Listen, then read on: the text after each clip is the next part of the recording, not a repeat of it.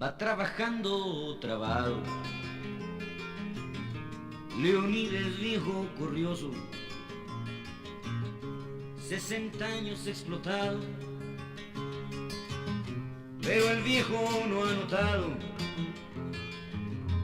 que en 2 años lo jubila, que así lo marca la ley, que el patrón lo desamarra,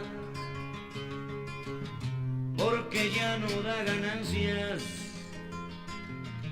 le van a dar un dinero. Bueno, buenas tardes, compañeras, compañeros que nos acompañan el día de hoy, aquí en la sala del Centro de Estudios del Movimiento Obrero y Socialista. Y buenas tardes a todas y a todos que nos están a distancia a través de Zoom. Y bueno, que se conectaron, ya vimos por ahí algunos compañeros, algunos saludos desde Guagua. Bueno, pues les agradecemos en distancia desde diferentes lugares. Y también, por supuesto, les agradecemos aquí al centro. Esperamos que no nos agarre de lluvia como la última vez. Sebastián no tenga que... Bueno, y ahora también está acuatizando. Y bueno, pues el día de hoy es la séptima sesión del seminario de Historia del Trabajo. Solamente nos quedan un par de sesiones más, aparte de esta o para dos más. Ya hablaremos hacia el final de eso. Y bueno, hoy nos presenta la maestra Joana Páez Vigoya y le agradecemos mucho el habernos enviado su propuesta de ponencia y el estar aquí el día de hoy. Ella nos presenta, a la maestra Joana Páez, nos presenta en rotundales y locales, especialidad del comercio de ropa usada en Bogotá, fines del siglo XIX e inicios del XX, sería nuestra sesión de hoy. Y bueno, como comentarista, el día de hoy estará el doctor Mauricio Archila, que nos acompaña a distancia desde Colombia. Y bueno, a quien también agradecemos bastante el poder contar con su presencia en este seminario. Ya teníamos muchas ganas de celebrar con nosotros. Acá ya lo estamos viendo de celebrar con nosotros el día de hoy, o más bien que se encontrara en el seminario con nosotros. Voy a permitirme leer las semblanzas de quienes nos presentan y de quienes nos comentan el día de hoy. Primero, bueno, Joana Páez Vigoya es candidata a doctora y es maestra también en Ciencias Sociales y Humanidades por la Universidad Autónoma Metropolitana, Unidad Coajimalpa. Es egresada de la licenciatura en Filosofía de la Universidad Pedagógica Nacional de Colombia. Ha participado en el proyecto Historias Metropolitanas, en el que se desempeñó como tallerista y editora, y sus intereses académicos se centran en la producción del espacio urbano, la experiencia espacial, la historia social, la antropología y la memoria urbana. Y bueno, por su parte, Mauricio Archila Neira es licenciado en Historia y maestro en Economía por la Universidad Javeriana, es doctor en Historia por la Universidad del Estado de Nueva York, especialista en la Historia Social de Colombia y América Latina. Ahora es profesor jubilado en la Universidad Nacional de Colombia, e investigador asociado de UNESCO.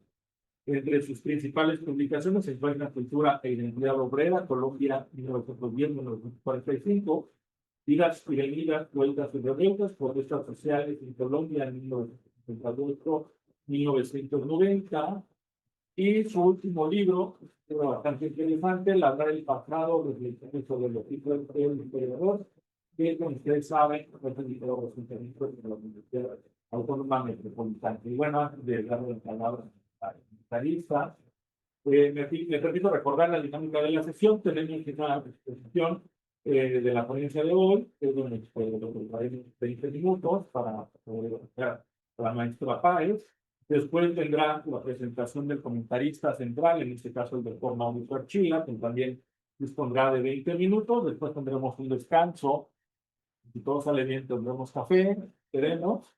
Y después tendremos una ronda de participaciones por parte de los asistentes de forma presencial y virtual, con la mano en cualquier momento a distancia o acá durante estos 30 minutos. Y después tendremos una respuesta por parte de la maestra Joana Páez a los comentarios, dudas, preguntas vertidas a lo largo de la sesión. Y bueno, finalmente terminaremos con una serie de avisos hacia el final de la sesión de hoy. Y bueno, pues vamos a comenzar, compañeras y compañeros. Muchas gracias a nuestro comentarista, muchas gracias, Joana, y te dejamos la palabra. Bueno, muchas gracias.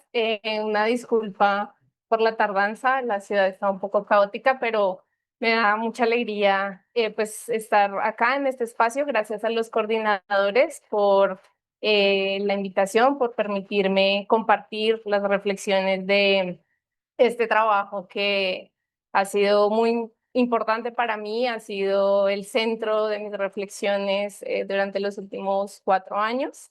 Gracias también a las personas que nos acompañan presencialmente y al doctor Mauricio Archila por aceptar participar como comentarista de esta ponencia.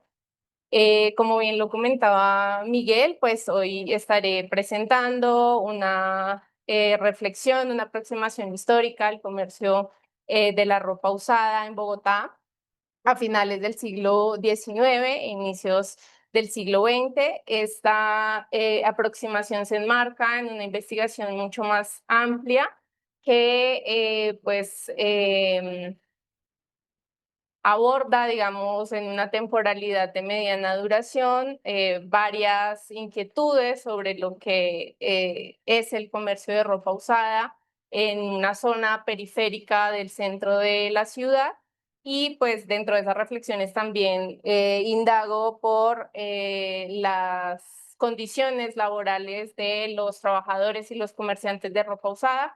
Hoy no me voy a centrar, o en la ponencia que algunos de ustedes leyeron, no hay un énfasis en los trabajadores, sino en un eje que para mí también es muy significativo y que explica precisamente varias de las dudas que originaron esta reflexión desde que la planteé, y es el eje de la espacialidad, ¿no? Para mí la espacialidad ocupa, digamos, un lugar muy importante para entender cómo se configuró y se ha reconfigurado precisamente este comercio en Bogotá. Quiero aquí hacer un pequeño paréntesis y decir que la elección precisamente de este tema se da a partir pues, de mi llegada a México y de entender o de intentar entender este contraste entre lo que yo veía acá y el mercado de la paca con el mercado de la ropa de segunda, que era un mercado pues muy estigmatizado en Bogotá, y que para mí pues hacía, pues, como que me generó muchas preguntas y yo quería entender qué había detrás de todo eso, ¿no? Entre las primeras preguntas, no sé si podemos pasar a la siguiente, entre las preguntas que precisamente originaron esa reflexión, estaba el hecho de intentar entender los espacios que había ocupado el comercio de ropa usada en la ciudad, y particularmente para esta ponencia que corresponde, digamos, como a la primera parte de esa investigación más amplia, es precisamente entenderlo en el contexto de las transformaciones urbanas y comerciales impulsadas por ideales de modernidad y progreso durante la segunda mitad del siglo XIX. Para mí, ahí hay un parteaguas respecto a la forma en la que se organiza el mercado de abasto, y a partir de ahí también empieza como un poco la lucha por buscar un espacio digno de trabajo para los comerciantes de ropa usada. Y en el marco precisamente de estas transformaciones urbanas y de la instauración de una tipología arquitectónica específica, en este caso la galería, y concretamente pues el caso que yo ejemplifico en la ponencia, la construcción de la plaza de la Plaza de la Concepción, o de la Plaza Central de Mercado, como después le llamaron, es precisamente indagar por las disputas y exclusiones espaciales que enfrentaron los comerciantes de ropa usada para conseguir un espacio de trabajo dentro de ese escenario central, ¿no? Pasar de lo que es la plaza, una plaza en donde se comercia el mercado de abasto al aire libre, y, digamos, entender cómo cambian las dinámicas precisamente cuando estos comerciantes son trasladados a un espacio cerrado de comercio que se enmarca, digamos, dentro de estas lógicas de la ciudad moderna y dentro de la producción arquitectónica de ese entonces.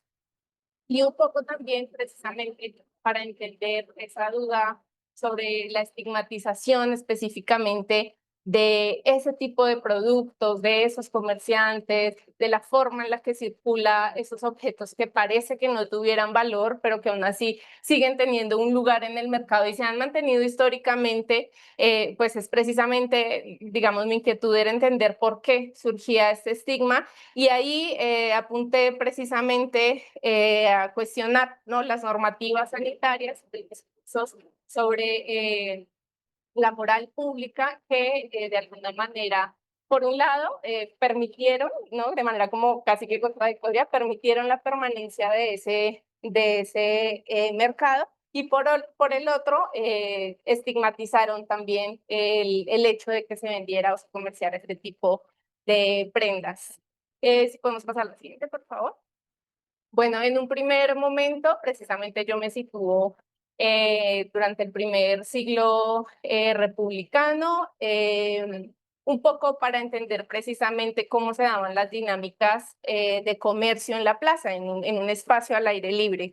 En las crónicas que yo pude revisar para hacerme una idea precisamente de cómo se comerciaba en ese entonces, crónicas hechas por europeos que iban a Colombia pues sí, a contar su experiencia sobre la ciudad, pues me creé un relato un poco de lo que ocurría y entender también como las dinámicas de comercio que se daban ahí.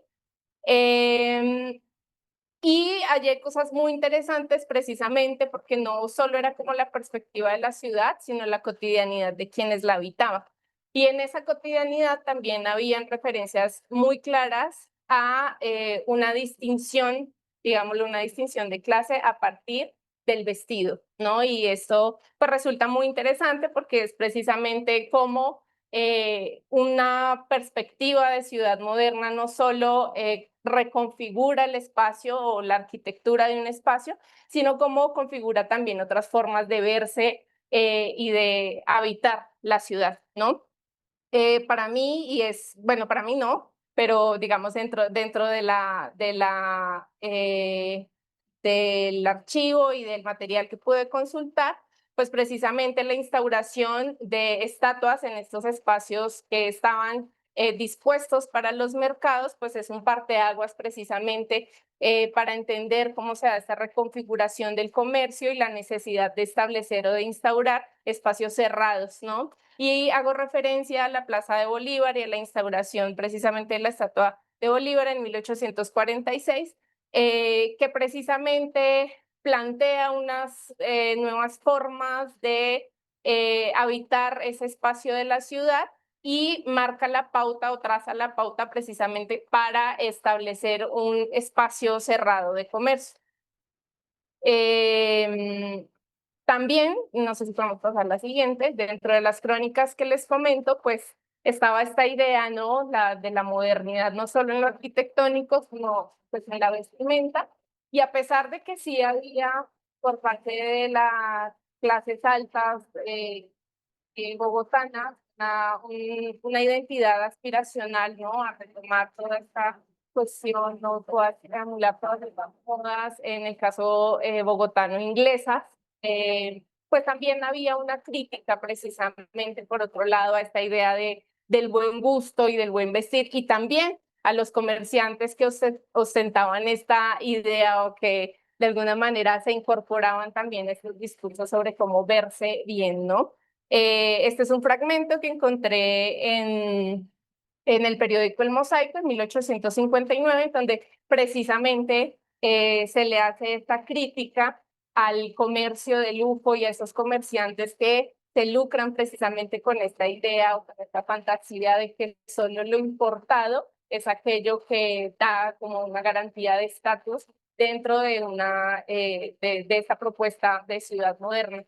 Y por otro lado, también para julio de 1859, encontré una respuesta muy interesante en un poema que se llama La Ruana de Valletón, en donde se exalta precisamente el uso de una prenda como la ruana, una prenda campesina, una prenda que dista por completo, ¿no?, como de esta estética europea. Y lo que llama la atención de de este poema, precisamente, es que reivindica la posibilidad de usar durante mucho tiempo una prenda como la ruana, ¿no? Que es una posibilidad que no tenía quizás o que exalta precisamente el hecho de alargar la vida útil y en contra de esa estética, valorar, digamos, ese tipo de indumentaria por su utilidad, más allá pues, de su estética o del lugar que tenga como un símbolo de estatus social, ¿no? Voy a leer un pequeño fragmento solo para que se den una idea, porque es largo, pero este fragmento me parece muy interesante. La ruana de Valletón. Sí, musa, deja el desdén y es el vino que me mata. Inspírame una poesía, aunque sea estrafalaria, que quiero cantar las glorias de mi pobre vieja ruana. Tú sabes lo que me sirve. ¿No sería justo elogiarla? Por la noche es mi consuelo, quien me sirve en la cama. Ella es quien me quita el frío y la herida mañana. Es mejor que una levita, más cómoda que una capa, la prefiero gustoso a estrenarme una casaca, ¿no? Entonces ahí hay precisamente como esta crítica, toda la estética europea de la casaca, de la levita, de la capa, y reivindicando precisamente el uso de una prenda como la ropa. Pasamos al siguiente, por favor.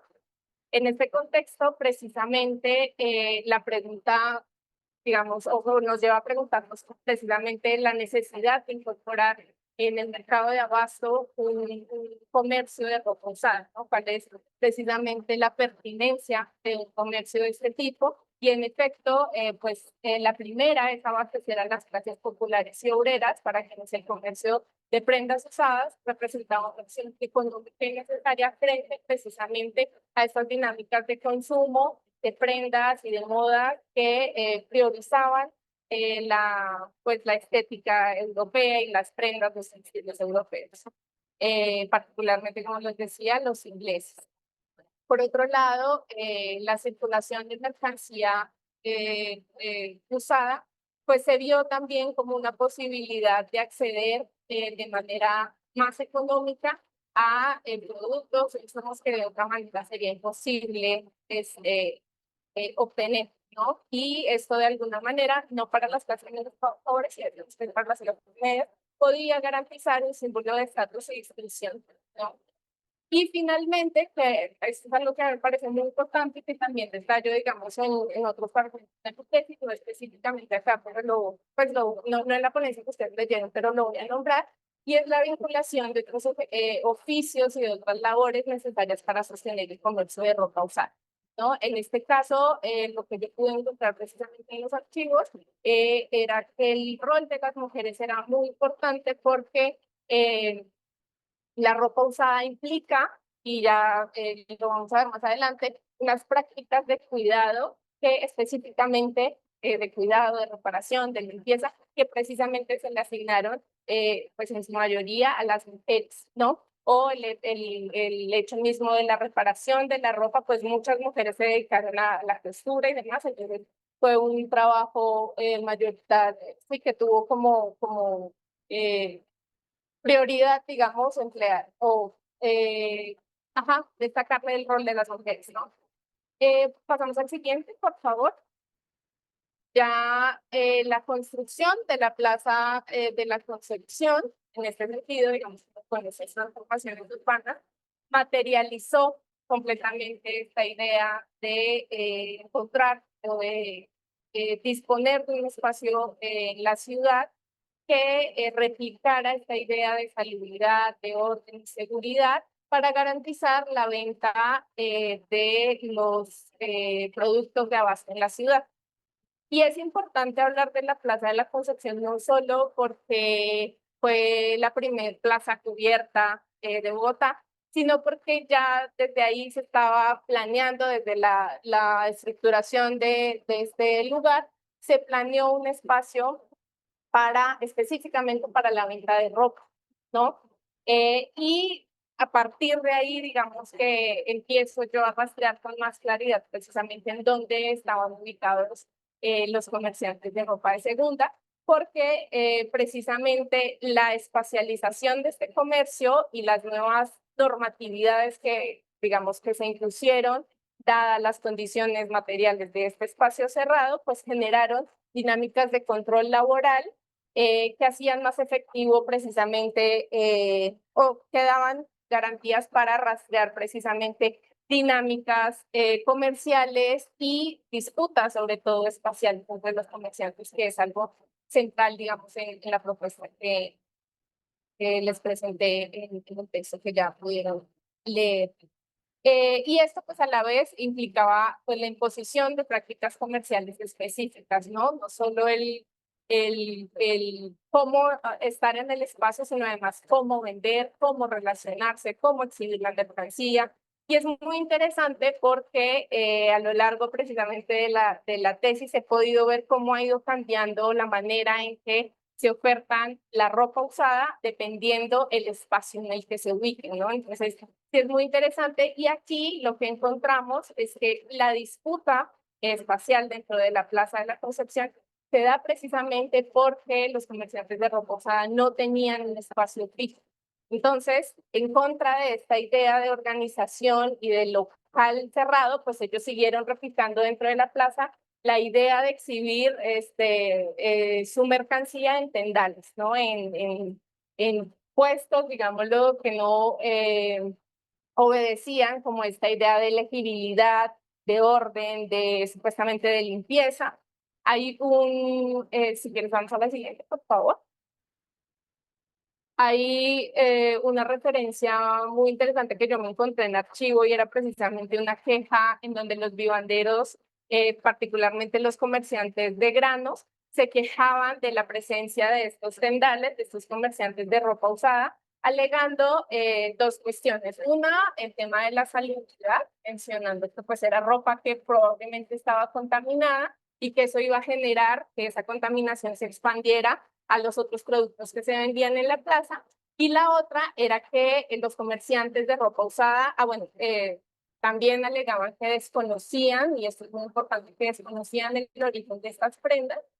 Y pues eso podía tener dos razones. O estaban contaminadas, porque en efecto podían provenir, no sé, de hospitales, de conventos, podía ser ropa donada, o podía ser mercancía ilícita, robada y demás, ¿no? Entonces, ahí había dos prejuicios significativos, digamos, para desvirtuar la necesidad de mantener este comercio. Lo interesante es que precisamente las autoridades de salubridad no lo consideraron así, y esto es un hallazgo significativo, y es el hecho mismo de que como respuesta a esa queja, las autoridades de salubridad lo que denuncian es precisamente que encuentran, o más bien lo que notifican es que encuentran prácticas específicas de limpieza para la ropa que es vendida como ropa de segunda, dándole el aspecto de nuevo. Esto es muy interesante que hagan esa mención, dándole el aspecto de nuevo. Y además, la ropa está organizada.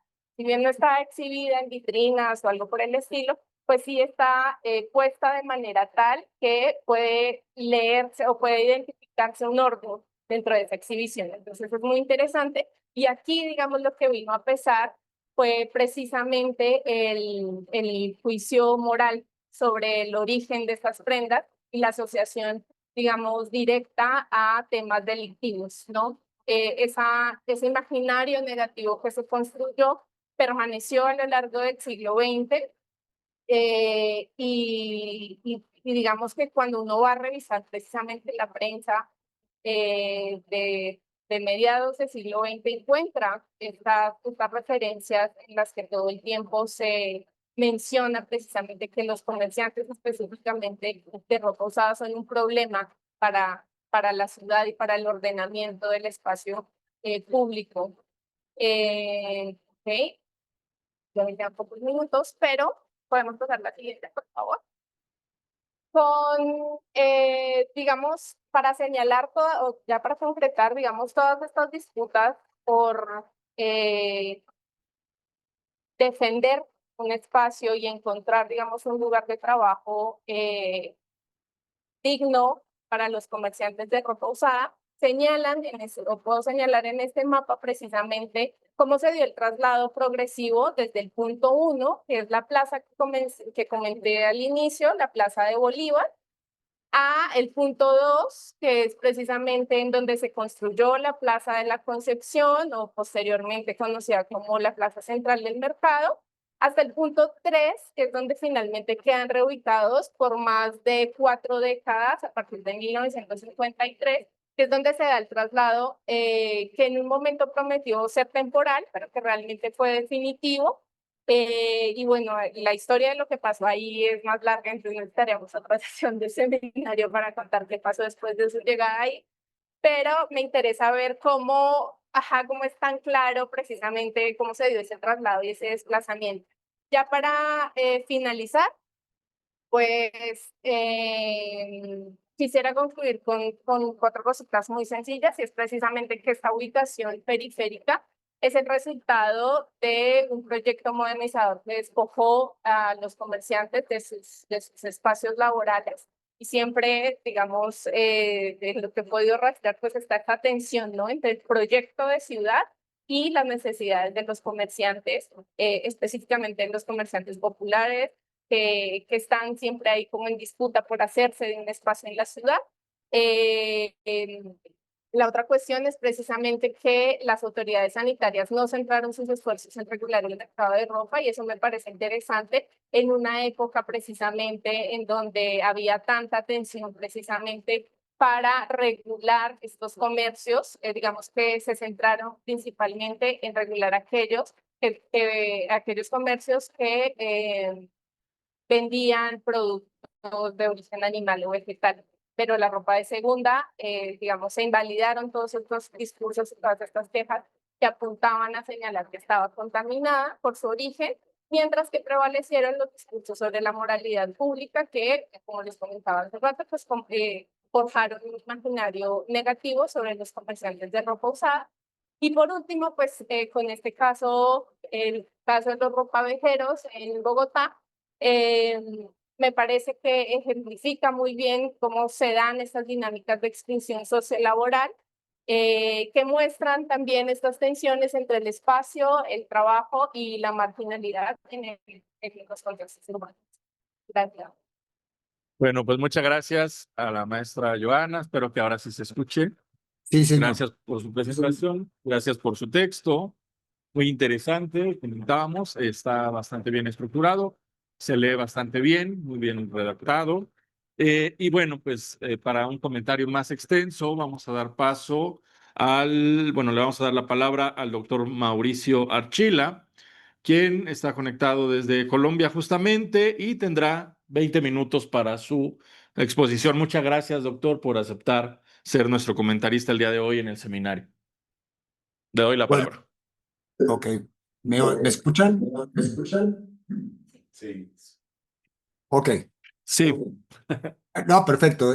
Y para que no se genere eco. Bueno, pues agradezco a CEMOS a la invitación al seminario que preside Mario Barbosa, director de la tesis de Joana.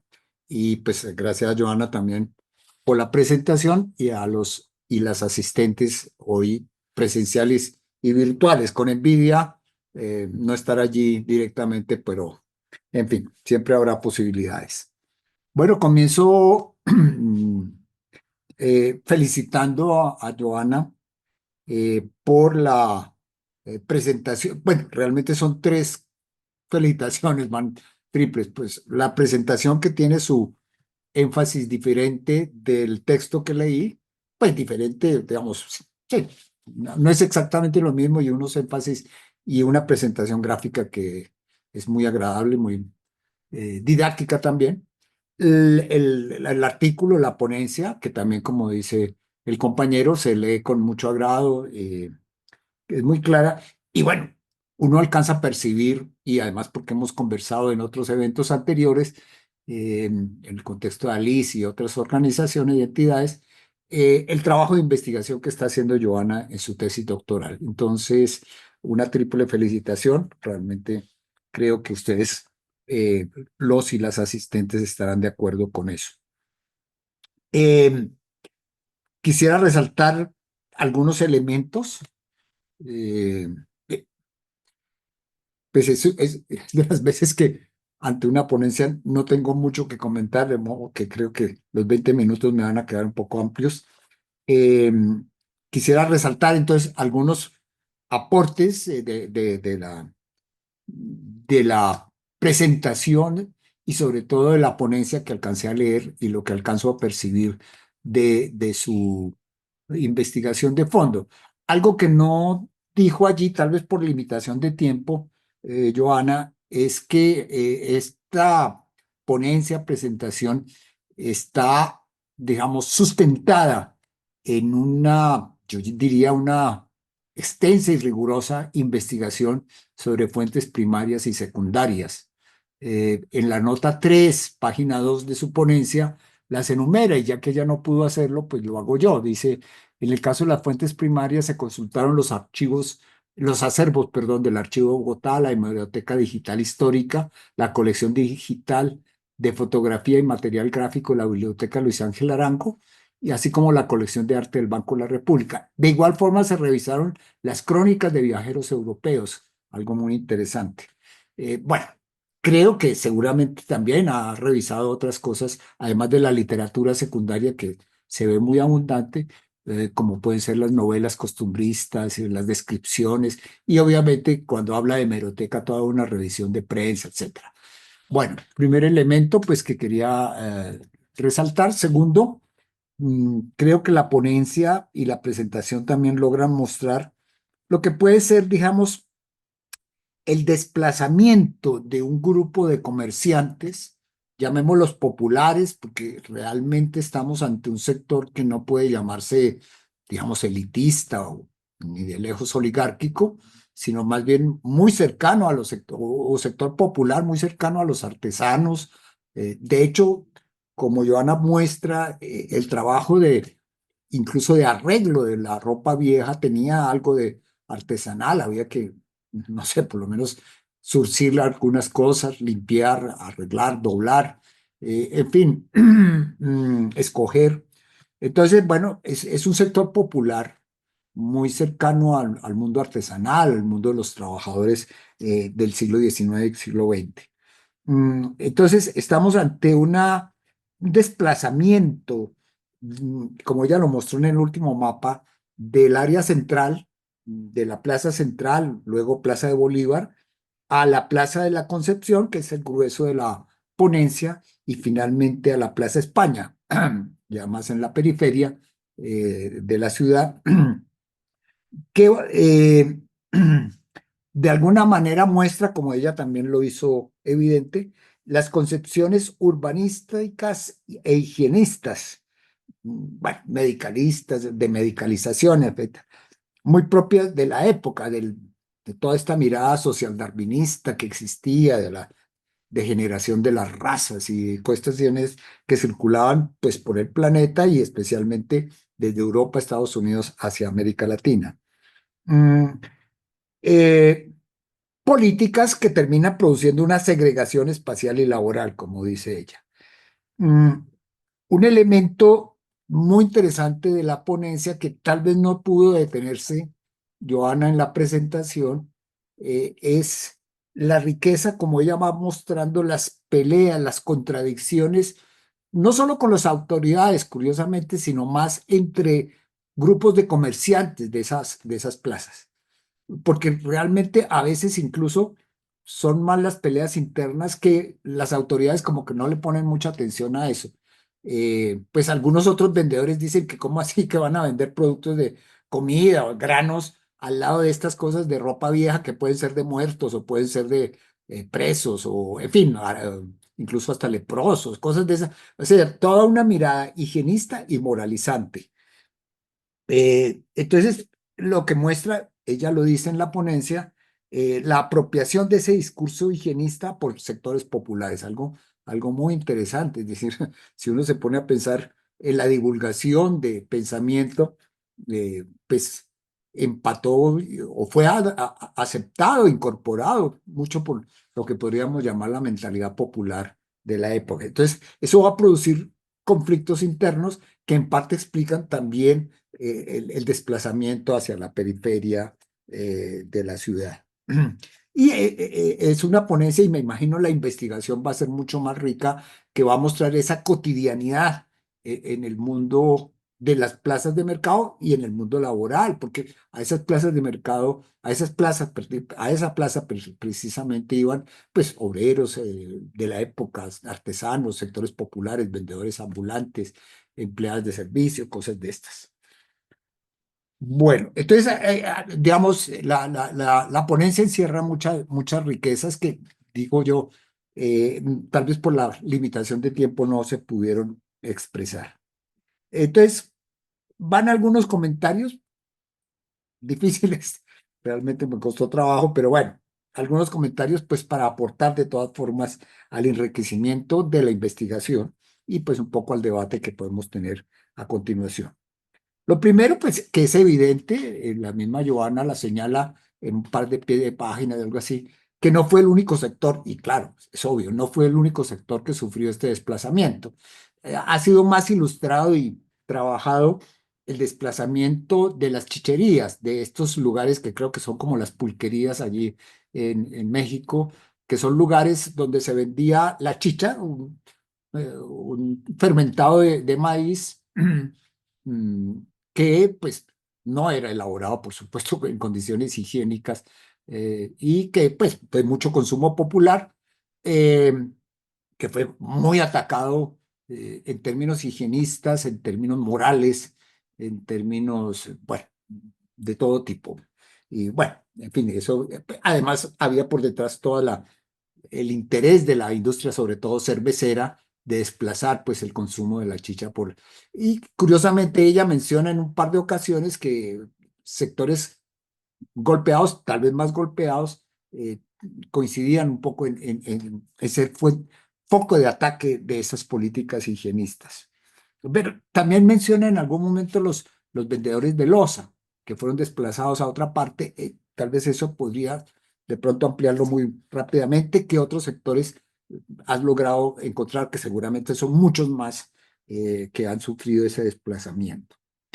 Segundo, es un problema ahí como de detalle, que algunos historiadores a veces son un poco puntillosos, pero tú dices que la plaza comenzó a construirse en 1864 y el profesor Germán Mejía en su libro Los años de cambio, página 219, dice, no hay un desfase muy grave, pero dice, efectivamente, en enero de 1864 se abrió al público la Plaza de Mercado de la Concepción. Entonces, bueno, no sé, si comenzó a construirse en el 64 y se estrena en enero, bueno, yo casi que tiendo a creerte más, Joana, pero habría que... Lo peor es que me dio por buscar en Mr. Google y ahí sí que muy despiporrados, porque decían que esa plaza comenzó a construirse en 1848. Entonces, yo te creo mucho más a ti, pero habría que ajustar un poco el detalle, eso de que comenzó a construirse, no, tal vez se estrenó en el 64. Y también me gustaría, pues, no sé, tal vez, no sé, hoy necesariamente no hablaste de eso, pero que fuera más claro, digamos, el cierre. Sé que esa plaza, por lo que dices, me parece, termina de derribarse en el 60 en el 53. Hoy constituye un sitio pues, que se llama el Pasaje Rivas, muy emblemático en la ciudad de Bogotá. Pero bueno, esas, más que minucias de fechas, sí un poquito como precisarlo y pensando un poco en la tesis. También en Mr. Google hablan de que comenzó a derribarse en 1920. Y en otro artículo por ahí dicen que de las barbaridades de Masuera, cuando fue alcalde en Bogotá. En fin, son cosas de detalle, pero de pronto vale la pena que lo pienses un poco allí.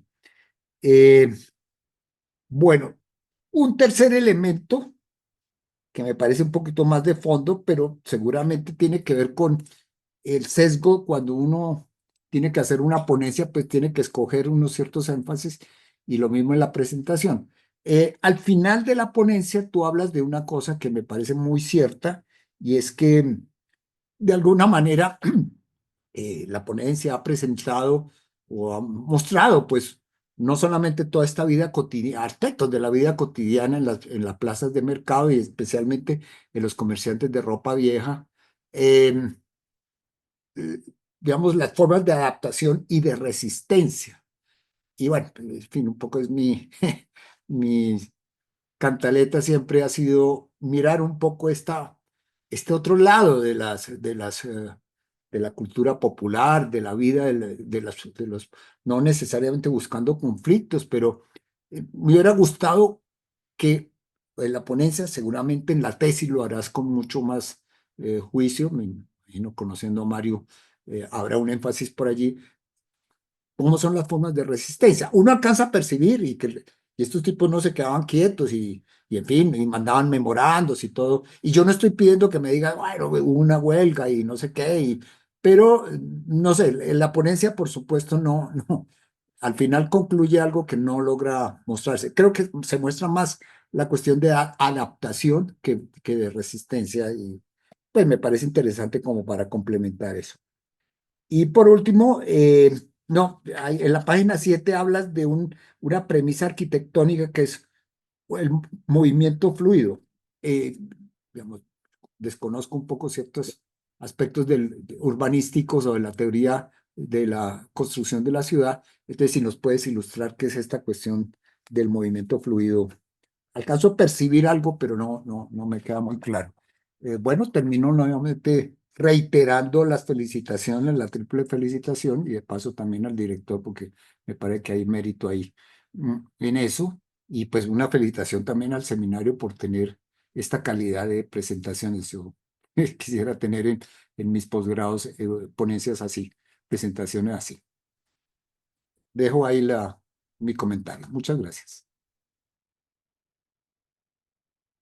Bueno, vamos.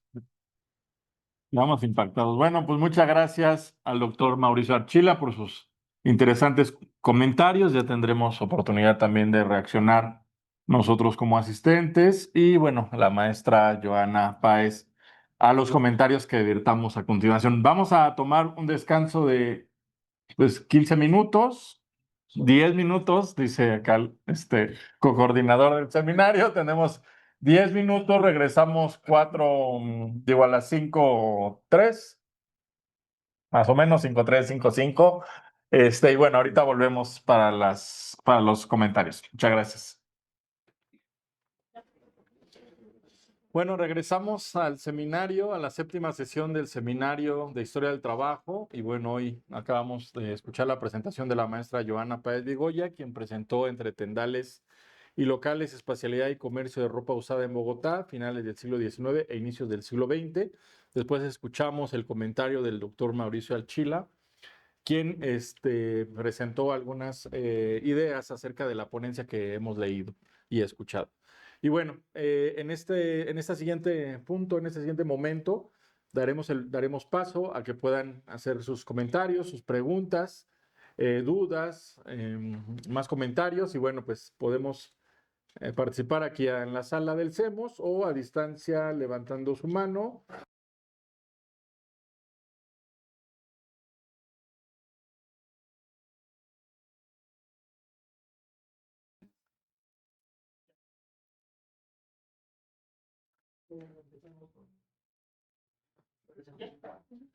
Bueno, podemos empezar por acá, ahorita en lo que resolvemos una falla técnica. ¿Quién gustaría? Ulises, por favor. Sí, claro.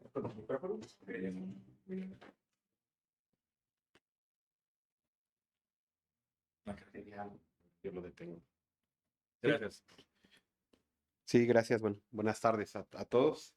Yo quisiera comenzar como centrando un poquito en el texto, ¿no? Que pues sí lo quisiera adjetivar. A mí me pareció un texto encantador. De entrada, ¿no? Ese primer párrafo es muy contundente, ¿no? Porque nos invita a pensar desde el presente el cómo era lo objetual de la propia mercancía, ¿no? O sea, la suscripción ahora de los adjetivos también que se le dan a la ropa de uso, como vintage, y obviamente, tú lo mencionas ahí, cómo están esos ecos y resonancias en muchas de las grandes metrópolis, ¿no? De esa significación que tiene una mercancía como esa, que pues ha transitado por tener otro tipo de tipificaciones como las que también has señalado a lo largo de tu presentación.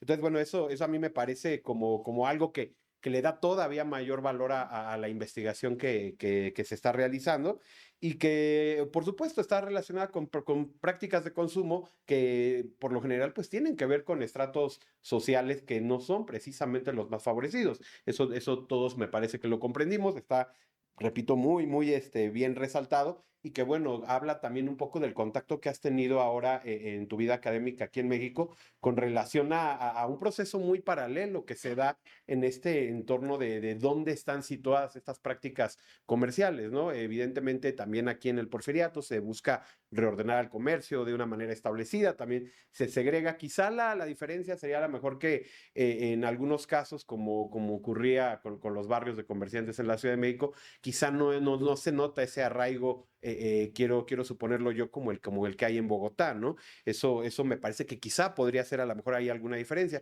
Sin embargo, algo que me parece también muy revelador es que es un trabajo pues multidisciplinario, tiene un buen acento en el tono histórico, eso le da por supuesto un enorme plus, y que a mí me interesa mucho indagar y preguntar lo siguiente, ¿no?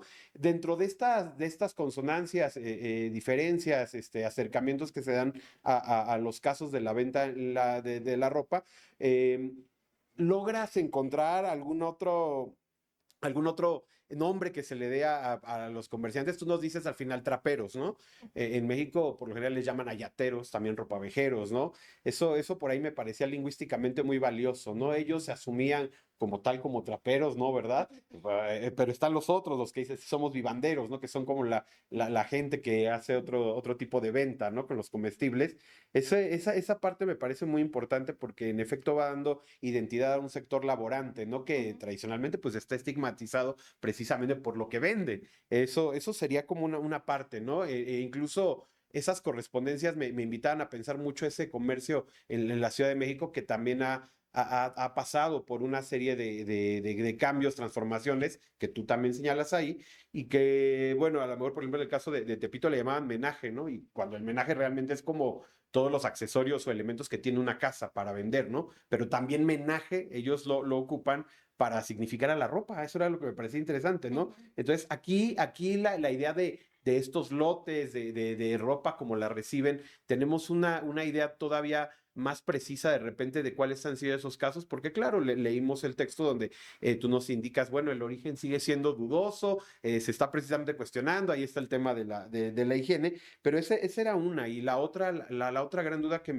me surge más allá también, repito, de estos términos lingüísticos que me parecen son muy valiosos para significar a estos sectores poblacionales, el otro es, ¿qué pasa con los clientes? Sé que está muy difícil la pregunta, pero hay por ahí acercamientos del cliente, cómo percibe estos lugares, qué relación hay. Ellos han dejado algún testimonio también de cuál es esa práctica de consumir y de estar en estos espacios con respecto a lo que se aprecia en Bogotá y especialmente muy hacia el final, ¿no? Donde los presentas ya en Plaza España, donde ya hay como una adscripción todavía mucho más contundente, ¿no? Pero a final de cuentas serían esas dos insistencias. Uno, la cuestión desde la óptica del cliente y la otra, insistir mucho en el proceso de designación lingüística, en cómo se representan, cómo se les dice. Realmente esos serían como mis dos cuestionamientos, ¿no? Y pues bueno, de manera final, pues yo también me uno suscribo las felicitaciones, ¿eh? Muchas gracias. Gracias. Gracias, Ulises. ¿Y hay alguien más acá? Aprovechamos de una vez. Sí, por favor. Hola. ¿Tengo que apretar algo? No, ¿verdad? Ah. Hola, Joana, muchas gracias por tu texto. La verdad es que a mí me encantó, todo me pareció sugerentísimo, la manera en la que problematizas pues el proceso de modernización urbana, como lo que esto va significando, ¿no? Para las relaciones entre el gobierno y los trabajadores, los comerciantes. A mí me surgía la duda, bueno, comentarios, ¿no? A mí me cautivó, por ejemplo, una parte, no me acuerdo bien qué número de nota es, una nota al pie en donde hablas acerca de cómo en uno de los primeros sitios en donde se establecen estos comerciantes, la zona era muy abigarrada, no solo por la actividad comercial que había, sino por los espacios de ocio que rodeaban al mercado, ¿no? O pues sí, al mercado, y cómo eso generaba pues una sociabilidad muy como boyante, ¿no? Así activísima. Me interesa mucho lo que tú has podido, que nos cuentes un poquito más de lo que tú has podido ver, de cómo era esa vivencia urbana, esa convivencia entre pues el mercado y las chicherías, entre el mercado y todos estos otros lugares, ¿no? Que pues enmarcan la experiencia del comprar, de ir a la calle a no solo pues hacerte lo que necesitas, sino pues también a pasar tu tiempo libre, ¿no? Em, con respecto a la experiencia de los comerciantes dentro de los mercados, me pareció también muy interesante esta parte, bueno, lo que ya resaltaba también el profesor Archila, que yo también fue algo que aprecié muchísimo de tu análisis, cómo los conflictos más fuertes o parte de los más visibles al menos son los que se suscitaron entre los propios comerciantes, ¿no? Este proceso de apropiación de las ideas higienistas, de los argumentos higienistas, pues para pedir intervención, ¿no? Hay una parte, y por favor corrígeme si la estoy parafraseando mal, pero me parece que es cuando uno de los funcionarios está respondiendo a por qué no van a quitar a los vendedores de ropa usada, ¿no? Y me parece en el testimonio que rescatas, en la cita que pones, a mí me dio muchísima risa, como este funcionario dice que la ropa usada estaba bien, ¿no? Que todos tenían, vaya, que había medidas para garantizar que era ropa limpia, en buen estado, con aspecto nuevo, ¿no? Y hay una parte en donde dice, más sucio está el piso del mercado, que tiene una capa de muchos centímetros de mugre. Me pareció llamativísimo, ¿no? Que un funcionario reconociera, ¿no? Esas condiciones deplorables del espacio, ¿no? Y que le pareciera, vaya, que dijera eso como un argumento para dejen en paz a los comerciantes, está más sucio el local. Claro. Muy raro, ¿no? Y muy divertido, pues, leerlo a la distancia. Yo quería preguntarte si tienes noticia acerca de más o menos rangos de precios. ¿Qué tan más barata era esta ropa usada en comparación con la que, pues, obviamente podemos imaginarnos, ¿no? Se podía conseguir en un almacén, ¿no? O con una costurera o un sastre particular. Em, es decir, ¿qué tanto están salvando su bolsillo, ¿no? Las personas que van a adquirir ese tipo de prendas. Em, Tenía otra pregunta, perdóname. Ya se me olvidó. Bueno, también quizá un poco más como un comentario, reflexión porque sí que ahora la noción que tenemos actualmente de el valor de la ropa usada, pues está atravesada, como ya decía Ulises, ya me acordé. Bueno, como decía Ulises, con otras nomenclaturas, ¿no? No es lo mismo la ropa de segunda mano de paca que la ropa de segunda mano de la boutique vintage, ¿no? Tienen una connotación bien distinta, ¿no? Y no sé si ya en esas épocas había este tipo de distinciones, ¿no? O qué tipo de ropa usada era la que se podía ver. Creo que eso también tiene mucho que ver con nuestra noción actual acerca de la moda, de lo retro, ¿no? Como un valor que le adjudicamos a la indumentaria. Y ya me acordé, tenía mucho que ver con lo que preguntaba Ulises al final acerca de los clientes. Yo también tenía, y bueno, obviamente reconocemos, ¿no? La dificultad que existe para encontrar estos testimonios, pero yo quería preguntarte si habías encontrado algo acerca de reacciones o respuestas de la clientela al desplazamiento de los comerciantes. Si entre los clientes llegó a haber alguna respuesta a la hora de que pues mandaran más lejos estos centros que antes estaban pues más próximos a otros espacios, igual y tal vez volviendo a estos rumbos en donde pues antes estaban rodeados o eran zonas, o suena que eran zonas pues mucho más transitadas, ¿no? Y cuando se los desplaza de esa manera, pues eso también impacta, ¿no? Pues en la vivencia de las clientelas, ¿no? Que quizás pues no les conviene tanto, yo qué sé. Si tienes noticias sobre eso, y esos son mis comentarios. Muchas gracias, increíble texto.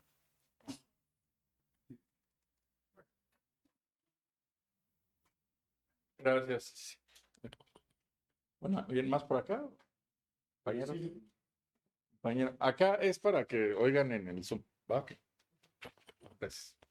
Bueno, antes que nada, felicitarte. Mi participación es muy breve. Me surgieron una serie de dudas derivadas de la lectura de tu trabajo, y estas son si el desplazamiento de la ropa, bueno, de los vendedores de ropa generó la intromisión precisamente de la venta de ropa, pero de primera mano, ¿no? Es decir, mientras ellos fueron expulsados, si podrás responder como a esa pregunta, si hubo una especie de, ellos son sacados a las orillas, y mientras tanto, pues la ropa de primera mano se consolidó en el centro, ¿no? Y la segunda pregunta era sobre si crees que precisamente este constante desplazamiento que tienen podría derivar a intuir que había una poca capacidad organizativa entre los vendedores de segunda mano, o bien, o al igual que esto, pues una poca ganancia, ¿no? Que le permitiera tener una agencia limitada, ¿no? Frente a otros actores, ya sea comerciantes o frente a las autoridades locales, ¿no? Y bueno, eso es todo y felicidades. Gracias.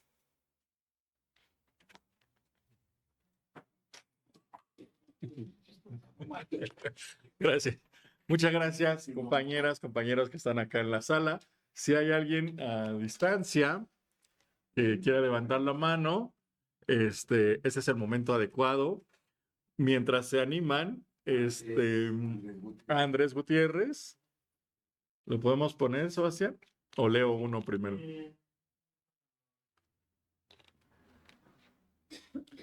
Bueno, tenemos una participación en Zoom, en lo que Sebastián lo pone a distancia, Andrés. Me voy a permitir leer el comentario de la... ya lo tenemos. Adelante, Andrés. Muchísimas gracias. ¿Se me escucha? Muchas gracias. No, bueno, sumarme a la felicitación por el texto, por el trabajo, por también todo lo que hay detrás. Quería preguntarle a Joana, más que todo, cómo fue el proceso de descubrimiento, creo yo. Como bien nos enuncia, me parece también en el desarrollo y de manera indirecta. eh, Estos documentos de archivo no necesariamente hablaban sobre los vendedores de ropa. Entonces, cómo fue ese proceso de descubrimiento, encontrar documentación que no esperabas encontrar, o a través de documentación que creías que posiblemente no iba a ser necesariamente útil, encontraste precisamente estos datos o esta información que pues al final te ayudó a reconstruir este proceso? Que nos contaras un poco cómo fue también esta parte tan importante que es la del trabajo en el archivo y de descubrir estas cosas tan importantes e interesantes, ¿no? Gracias. Nos acompaña a distancia. Si no tenemos, o en lo que alguien más se anima, voy a leer dos comentarios. El primero es de la maestra Daniela Lechuga y dice: primero, felicidades por tu trabajo. Me parece sumamente interesante y considero que aportará mucho. Tengo curiosidad acerca de los vendedores de ropa, más allá de que entiendo que en su mayoría son mujeres. ¿Tienes idea de sus perfiles más concretos? ¿Vivían cerca de los lugares de venta? ¿Realmente podían subsistir con lo que vendían? No sé si es posible saberlo por la naturaleza de tus fuentes, pero ¿qué impacto tuvieron en ellos esos cambios urbanos? Muchas gracias y espero con mucha expectativa tu tesis. Y bueno, de Daniela Lechuga. Y finalmente, un segundo comentario de Tania Medina. Me disculpo por tener que retirarme temprano, solo para felicitar y agradecer a la ponente por la sesión de hoy. Me resulta muy útil para mi tema de tesis. Un abrazo. Espero ver pronto la grabación de la sesión. Gracias. Bueno, y gracias a Tania Medina también por su comentario. No sé si el doctor Mario Barbosa tenga algún comentario. Adelante, Mario. Sí, buenas tardes. En primer lugar, sí, felicitar a Joana y agradecerle a Mauricio Archila por conectarse, por aceptar la invitación a leer este trabajo, pues, de alguien que ha investigado sobre artesanos, sobre trabajadores en Colombia. Creo que era muy interesante su lectura. Y en ese sentido, bueno, hemos charlado mucho, Joana, durante 4 años sobre este trabajo, 2 más sobre otro, pero yo quisiera tal vez que pudieras hablar un poco más de un concepto que señalas en el texto, que es el de prácticas sociolaborales. Para referirte, justamente estamos en un seminario de historia del trabajo y pensar en eso, o sea, tú las consideras prácticas sociolaborales, las definirías en este momento, es algo que hemos charlado, pero quisiera que pudieras como desarrollar un poquito alrededor de ese concepto, o sea, ese concepto sería el más, pues, el mejor para definir lo que ocurre, no solamente en este periodo. Bueno, para quienes no sepan, Joana tampoco lo comentó, pero este es un trabajo que se extiende a lo largo del siglo XX e incluso al XXI. En la tesis se extiende y se hace una reflexión de qué ocurre después cuando son trasladados a la Plaza España y todo el proceso que va ahí, que hasta, bueno, en términos contemporáneos, a partir de entrevistas y de otro tipo de fuentes.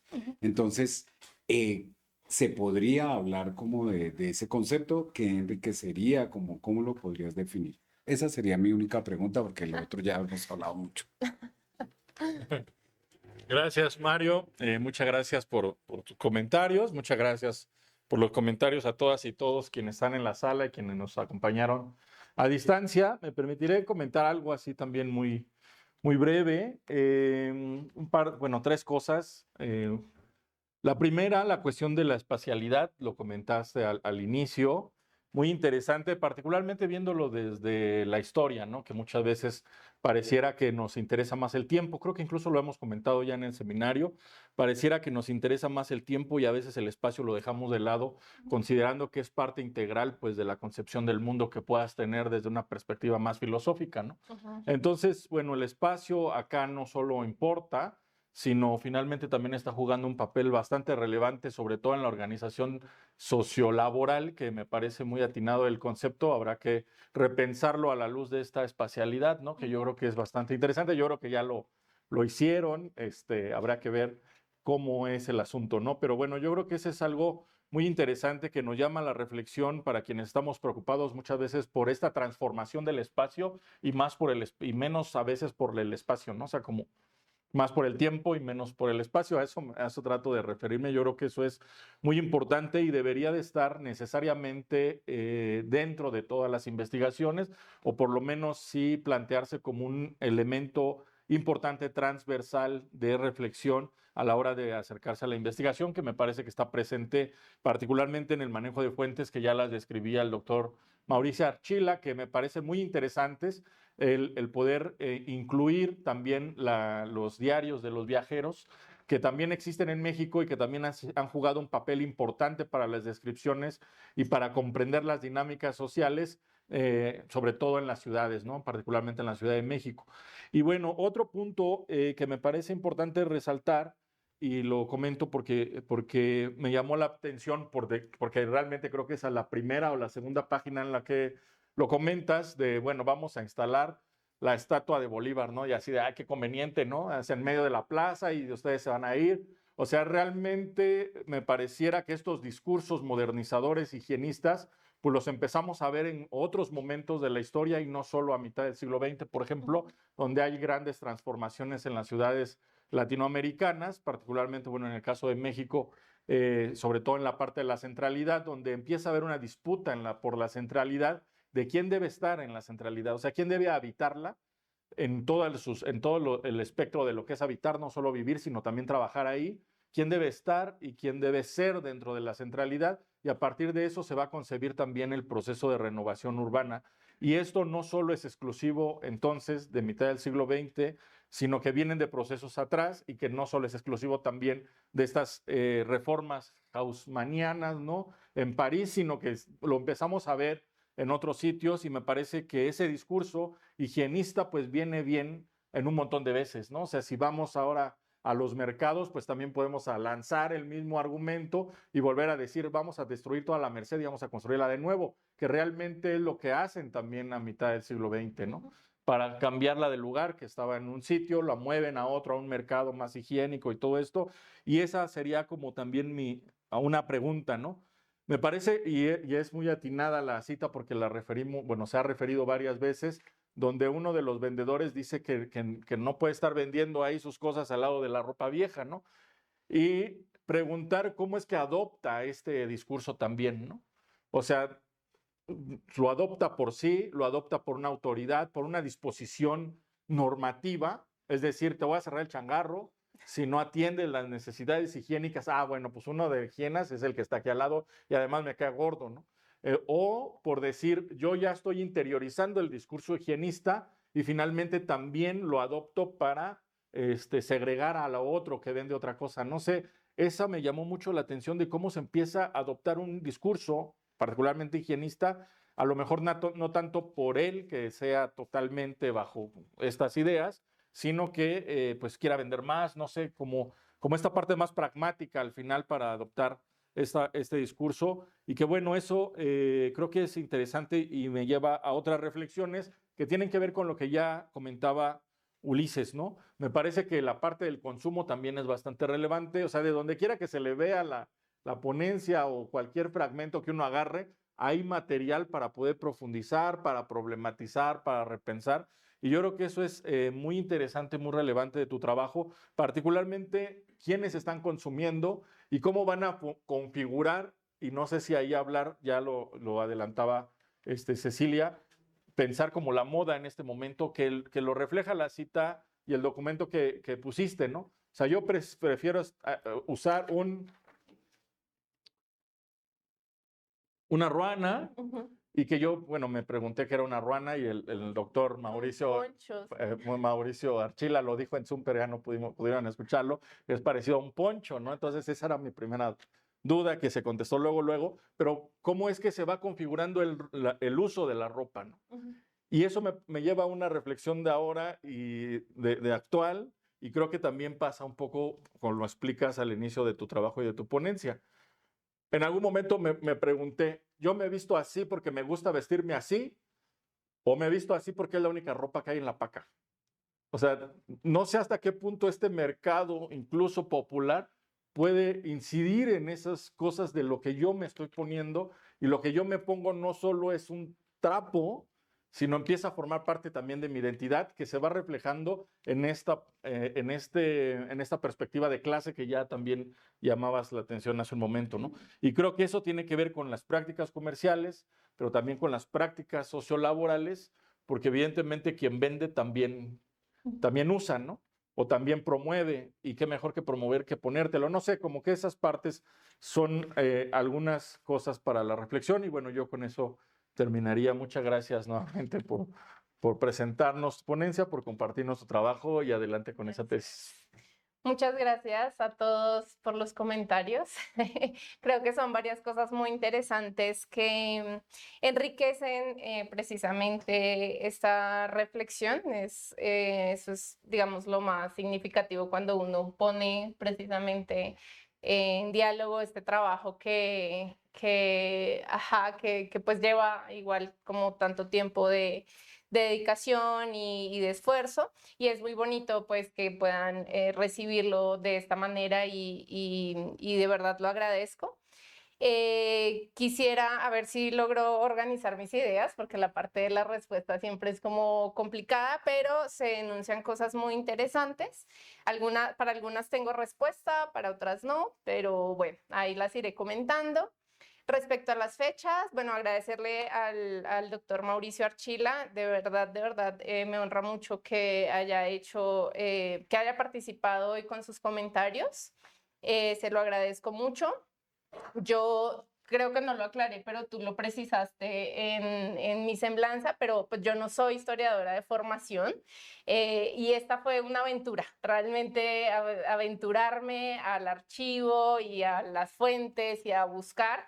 Fue casi que una necesidad, ¿no? O sea, como que yo estaba así muy convencida de que tenía que encontrar algo, y Quizás por eso no fui tan detallista con lo que él mencionaba sobre la fecha, más bien en este caso esa fecha sobre la construcción o la apertura de la plaza de mercado, eso tendré que precisarlo. La tomé de la investigación que hace William García precisamente de cómo se construyó la plaza central de mercado.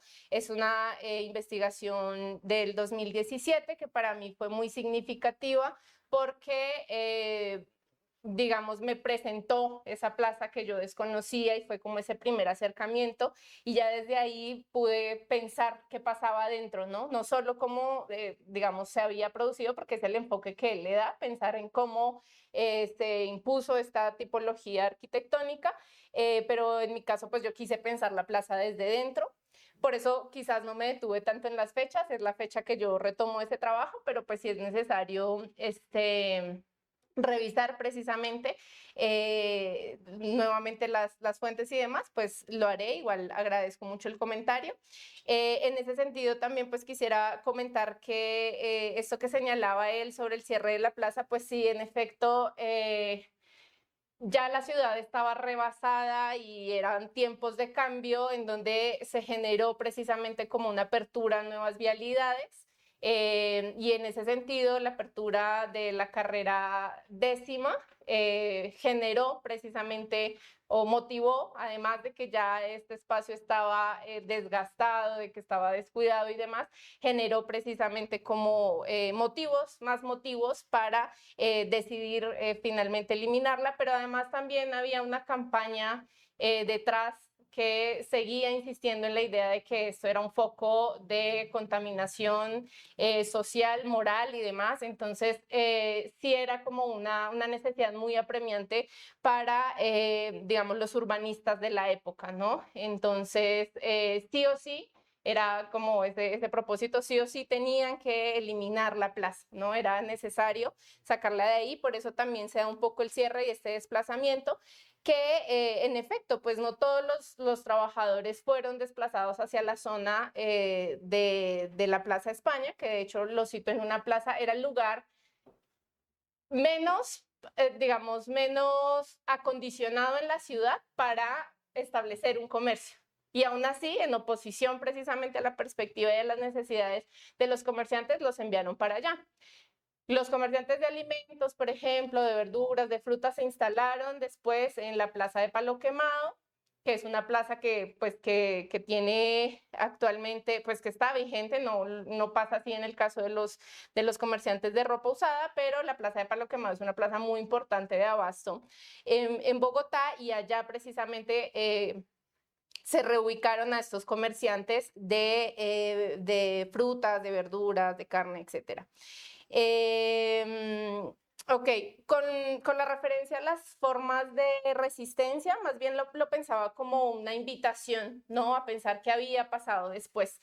En este caso no identifico yo o no señalo específicamente formas de resistencia. Para mí estas ocurren precisamente una vez se da el desplazamiento a la zona de Plaza España en el 53, porque además, y ya con esto quiero empezar, digamos, a vincularlo con lo que mencionaba Ulises sobre la identidad o cómo se autodenominaban o se reconocían ellos, y es precisamente que cuando llegan a esa plaza, a la Plaza España, y dadas precisamente las regulaciones sobre el espacio sobre el espacio y sobre el comercio en las calles que empiezan a generarse precisamente a partir del 53 con un decreto que exige a los comerciantes de la calle sumarse a sindicatos, empiezan a reconocerse como trabajadores o vendedores de ropa usada y como ropavejeros, como los ropavejeros de la Plaza España.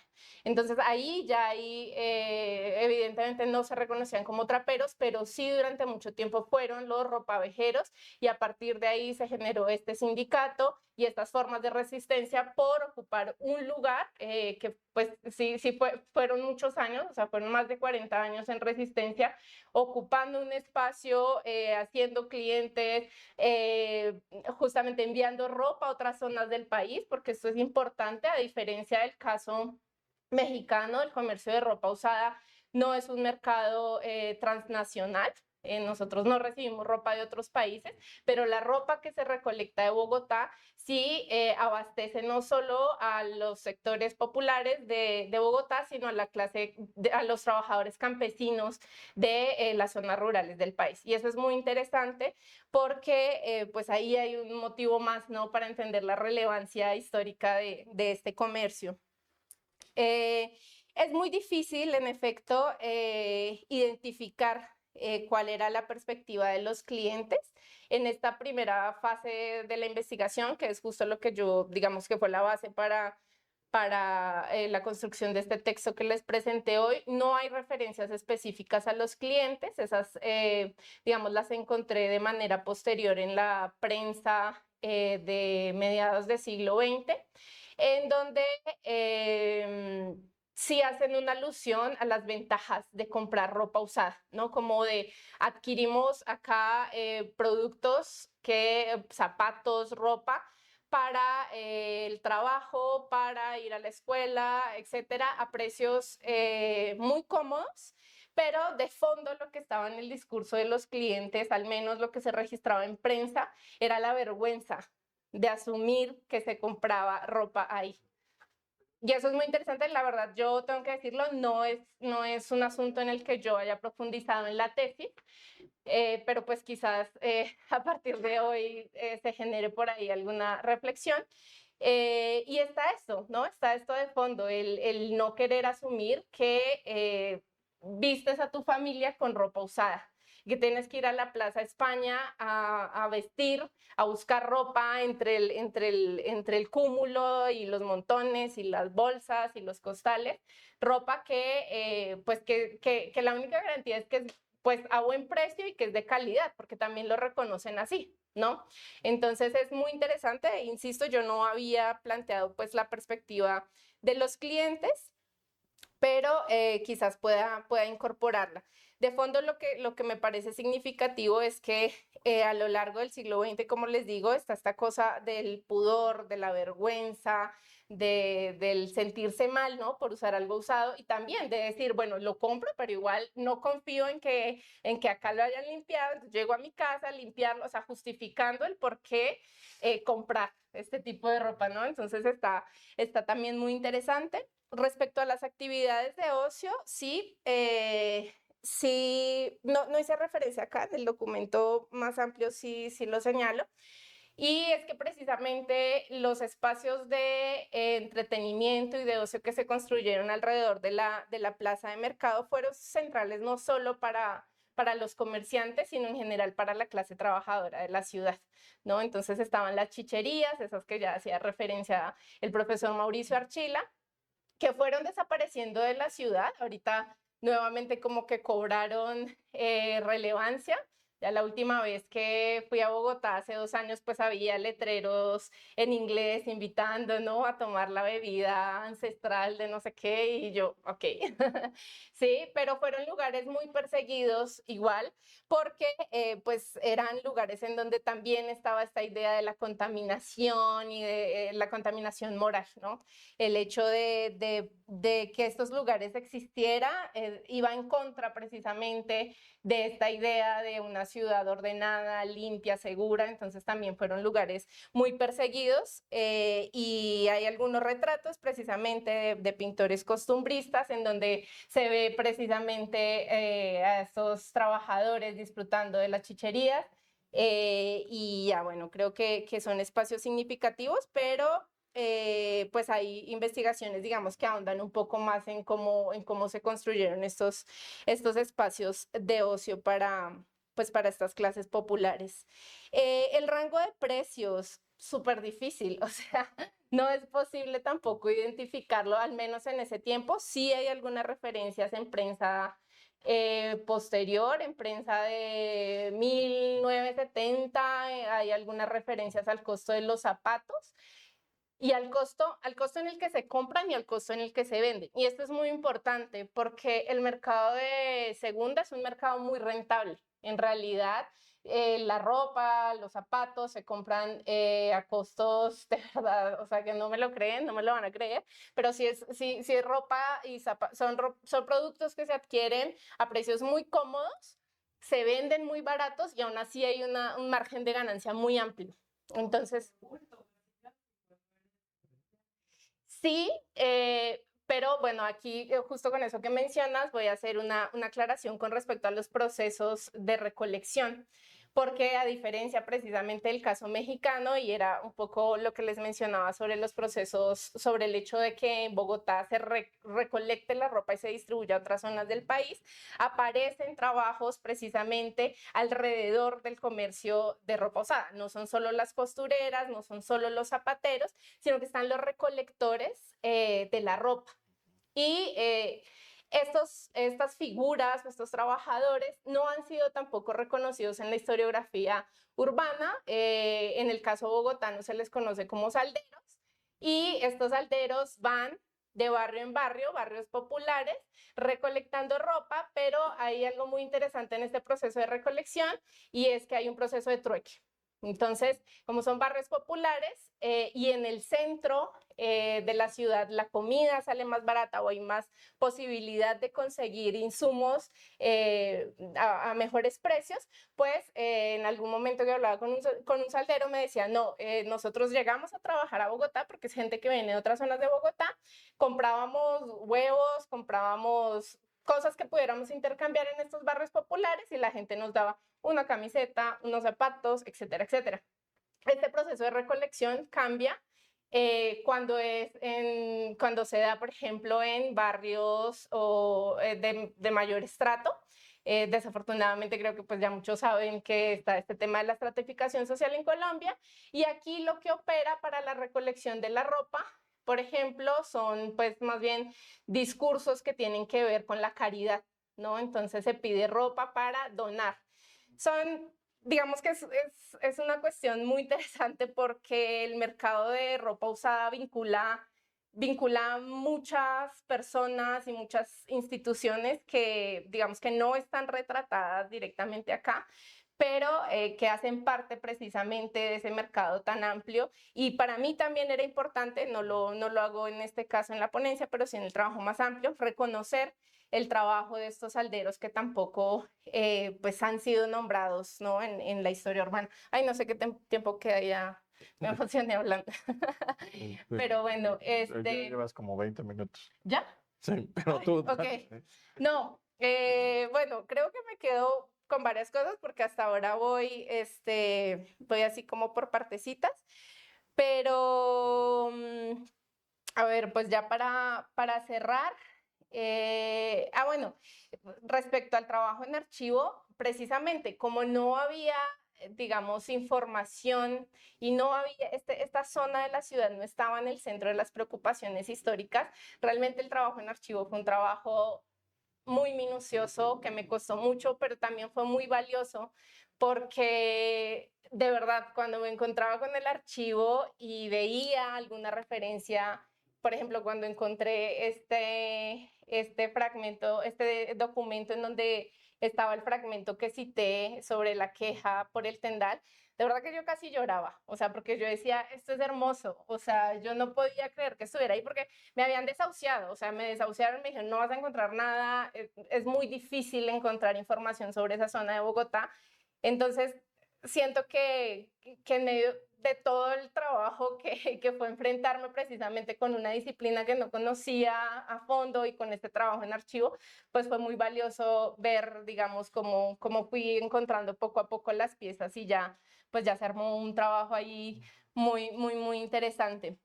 Respecto al perfil de los trabajadores, ya como para ir cerrando, sí, hay referencias a que la mayoría eran mujeres, mujeres indígenas, mujeres campesinas, pero digamos, ese perfil es muy variado. O sea, cuando logro acceder, digamos, a